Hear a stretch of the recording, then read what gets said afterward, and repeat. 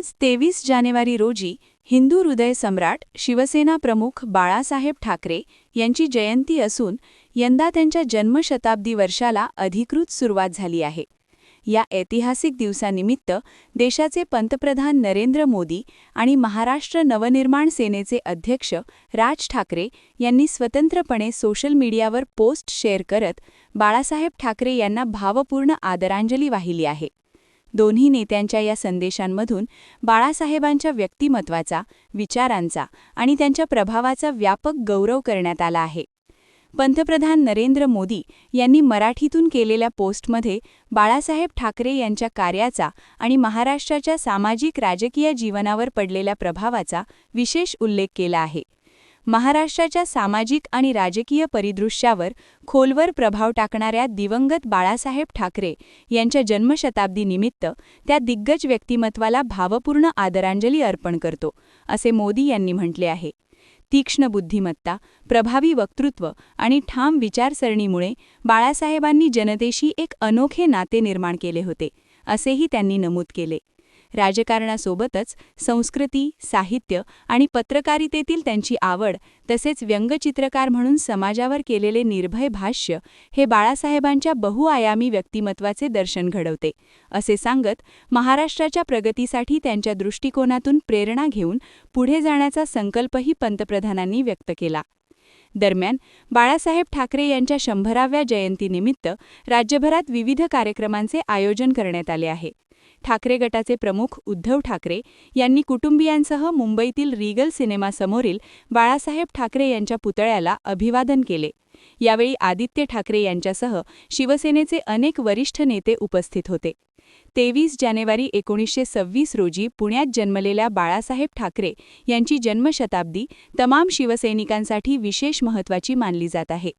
दुसरीकडे महाराष्ट्र नवनिर्माण सेनेचे अध्यक्ष राज ठाकरे यांनीही बाळासाहेब ठाकरे यांच्या जन्मशताब्दीनिमित्त अत्यंत भावनिक आणि अर्थपूर्ण पोस्ट शेअर केली आहे.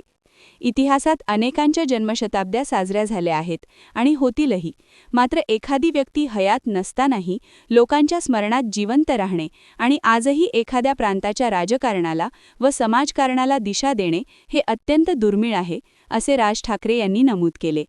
बाळासाहेब ठाकरे हे केवळ 100 वर्षांनंतरच नव्हे तर त्यांच्या द्विशतकी जन्मवर्षातही लोकांच्या स्मरणात राहतील, असा विश्वास त्यांनी व्यक्त केला. सध्याच्या राजकारणावर भाष्य करताना राज ठाकरे यांनी निष्ठा विकल्या जात असल्याची आणि तत्त्वे सहजपणे बाजूला ठेवली जात असल्याची टीका केली. बाळासाहेबांच्या काळात सत्तेचे आकर्षण नव्हते, मात्र सामान्य कार्यकर्त्याला सत्तेच्या स्थानावर पाहण्याचे समाधान त्यांना होते, असे सांगत त्यांनी बाळासाहेबांच्या नेतृत्वशैलीचे वेगळेपण अधोरेखित केले. बाळासाहेब ठाकरे हे दूरदृष्टी नेते होते आणि त्यांचा दृष्टिकोन आजही तितकाच सुसंगत असल्याचे त्यांनी नमूद केले. बाळासाहेबांसारखी प्रतिभा पुन्हा होणार नाही आणि त्यांच्या पद्धतीचे राजकारण भविष्यात कोणीही करू शकणार नाही, असे स्पष्ट करत मराठी भाषा, मराठी प्रांत आणि मराठी माणसासाठी उभारलेला लढा कायम जिवंत ठेवण्याची जबाबदारी पुढील पिढ्यांवर असल्याचे राज ठाकरे यांनी ठामपणे सांगितले. बाळासाहेब ठाकरे यांच्या जन्मशताब्दीच्या निमित्ताने विविध राजकीय प्रवाहातील नेत्यांकडून व्यक्त झालेली ही आदरांजली त्यांच्या विचारांची व्यापकता आणि महाराष्ट्राच्या इतिहासातील त्यांचे अद्वितीय स्थान अधोरेखित करणारी ठरत आहे. क्या आप भी चाहते हैं जटिल रोगों पर विशेष रूप से आयुर्वेदिक उपचार? तो मिलिए 77 वर्षों से आयुर्वेद सेवा में लगी हुई शिवशंकर आयुर्वेदिक एजेंसी. अनुभवी वैद्य डॉक्टर, सभी प्रसिद्ध कंपनियों की दवाइयाँ और सभी प्रकार की जड़ी बूटियों और रोग प्रतिकारक शक्ति बढ़ाने के लिए कई प्रकार की दवाइयाँ प्राप्त करने का एकमात्र विश्वसनीय स्थान. हमारे यहाँ सभी प्रतिष्ठित कंपनियों की दवाइयाँ उपलब्ध है. समय सुबह 10 बजे से रात 9 बजे तक. तो फिर इंतजार किस बात का? महाजन मार्केट के पास, टेम्पल बाजार रोड, सीताबर्डी, नागपुर. 8605245080 9112079000.